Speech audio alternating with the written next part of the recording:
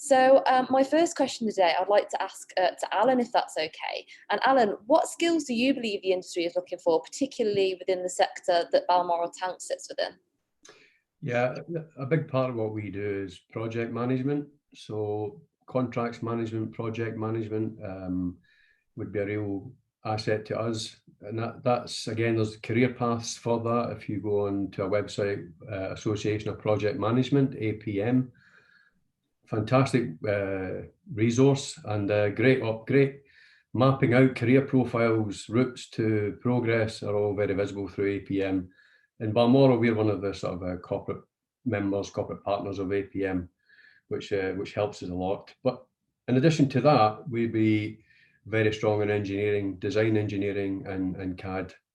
Not for 1 minute forgetting about the practical roles in the shop floor, which really what it's all about, because it's great to design something, but somebody has to make it. So the skills are engineering, design, project management, and as I say, practical skills.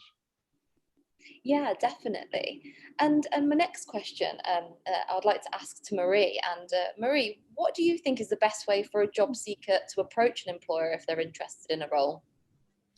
There's various different ways you can approach an employer, but for me, I think the best one is actually in person. I totally appreciate with COVID, that's probably not been easy at the minute, but actually turning up and knowing what company you're turning up at, why you want to work for them, and actually seeing somebody in person, take your CV and have a conversation. One of the apprentices we got at our electrical nickel plating plant, he turned up in reception one day with his CV and he just asked for me. He actually said, can I speak to the MD? I came downstairs to talk to him and he just said, I just want to work here. Here's my CV. I've looked you up online and I'm really interested about what you do and I think it's something I would enjoy. And for me, he got a job straight away. You can't turn that sort of enthusiasm down. You know, that personal approach, that keenness to be able to want to work and knowing what the company did, I was just blown away. So for me, that was perfect opportunity.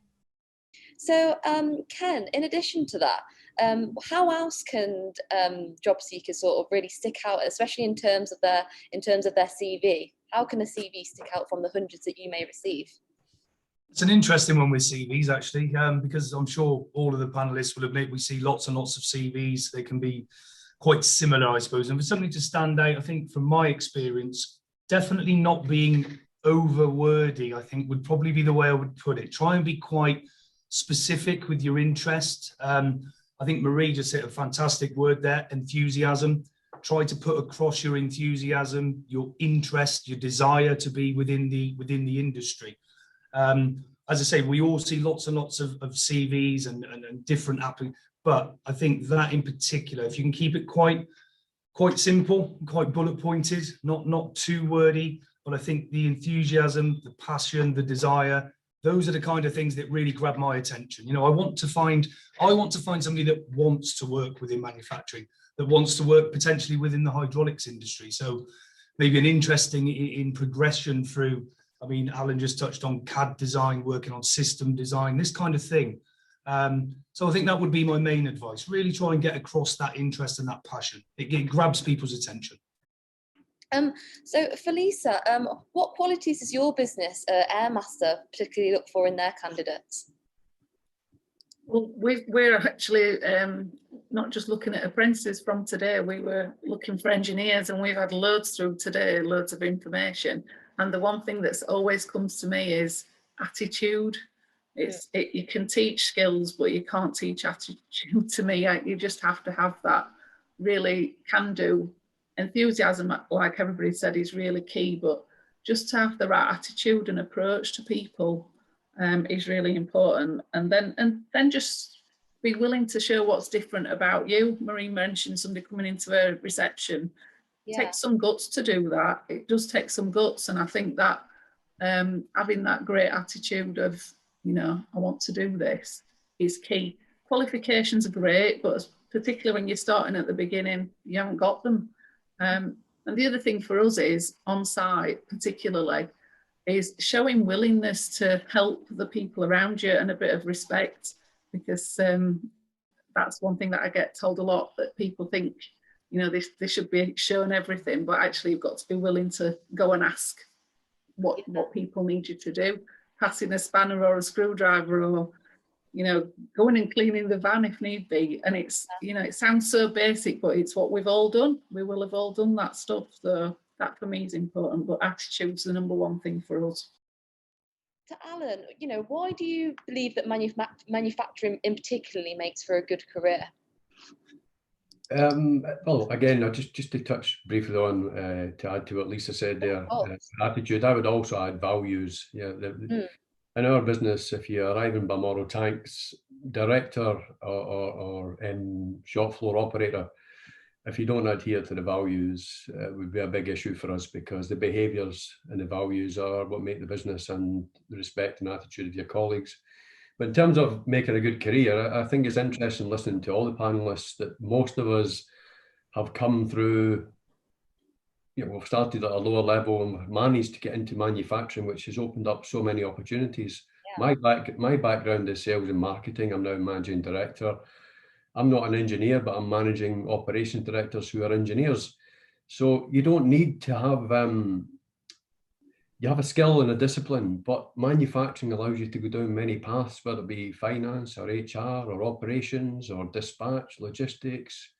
It's great and varied industry. And the UK has got some fantastic companies in terms of manufacturing, and South Yorkshire and Yorkshire in particular is, from my perspective, I spent my first 17 years working in Aberdeen for Balmoral. I then moved down to South Wales, and I'm now in South Yorkshire. So I've got a reasonable grasp across the UK of manufacturing businesses, and I think the biggest thing for me is challenging. I've got two kids. I say two kids, they're grown men, 30 and 33. How old does that make me sound now? But you know, they're in offshore markets, and both engineers, but even in manufacturing and offshore engineering, the routes are open and varied. And if you've got that desire, the passion, you know, one of the things I used to say to my two kids, don't be a cappuccino, don't be all froth and no substance. Yeah, you got to have a bit of desire, yeah, and determination as well to make a career. It doesn't just land in your lap. Yeah, definitely. And how about you, Ken? You know, from your perspective, why do you think manufacturing makes for a good career in your experience?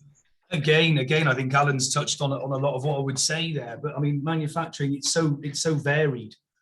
The opportunities within manufacturing, and Alan hit a good point there. I mean, when I started my career, I started on the shop floor. Yeah. I've worked as an oxyacetylene high pressure gas installer through pipework systems, hence why I'm still heavily involved in pipework. But then I've progressed through different areas of the shop floor and eventually into office work. I was the purchasing and planning manager for 10 years at a previous company before Stave. And again, I think people sometimes may have a misconception that manufacturing it doesn't have many opportunities. It's a bit mundane. You go into, you know, a factory, for instance, you're just doing the same job over and over again. And it really is a misconception. Yeah. If you have the drive, and I think we're all repeating the same kind of attitudes and attributes we're looking for, but if you have the drive, the passion, and you take every opportunity that is put in front of you, the world's your oyster almost in manufacturing. The possibilities and the different avenues you can go are so huge. So I think the variation is a real factor for it, a real factor. Yeah, definitely. Thank you for that, Ken. And my next question is for you, Marie. So how can people break into the industry to develop a career in manufacturing, you know, either in your experience or in your employees' experience? You've just got to start somewhere. It's not necessarily, don't think you're standing on the ladder and that's the role that you're going to be stuck in for the next 50 years. It doesn't work like that anymore. You know, the opportunities come once you're involved. So don't be frightened to take something that is probably not quite what you think, but just to get the experience, to actually see what that job actually entails, and then to actually see what else is within the business or that's within the roles within the industry and sector. We all know a lot of people, you know, we all connect as businesses, so we can also see what opportunities are out there. And I don't think any of us would want anybody stuck in a role that wasn't suited for them. You know, I think one of the things for us is if you've is applying to different skills and strengths, not weaknesses. So if we see something that we can't actually offer you, we can find you a connection in a business that actually suits as well. So don't be frightened of getting on that ladder somewhere. You've got to start. You know, I never expected to be CEO. You know, things develop, things progress. Don't be frightened to change. Just try, you know, move forward, do your best. And as everybody said, that enthusiasm, that drive, that passion to do something, you'll find, opportunities and avenues where you're probably not expecting them or looking for them. So don't be frightened of that. And for you, Lisa, what top tips could you offer to the job seekers in the room today, in terms of whether that be employability skills or even interview techniques? So when they get to that interview with you, what impresses you? I think Marie touched on it before. I think it's being interested in the place you're coming to. If I get somebody in for an interview and they don't know who we are, what we do, they've not looked us up. Everybody's got a website these days. It might be quite basic, but you can find things out. So for me, it's having an interest. So you can't have a drive or a passion for something if you don't know what it actually does. So it helps a great deal. Employability skills, different thing we do. I think we all do things around schools and get involved with schools locally and do things. And we actively ask. Some of it comes from your parents. It is, it's back to that word respect. It's having a bit of time for people.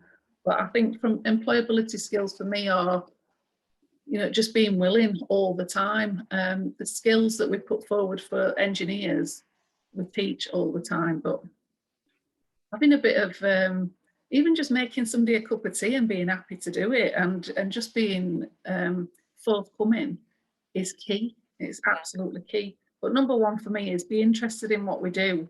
And our sector is, there's a lot of green economy stuff going on, renewables around, and there's a lot of really interesting stuff. So be interested, find out what you want to do, and be willing to be adaptable. That's really key. Be adaptable to changes.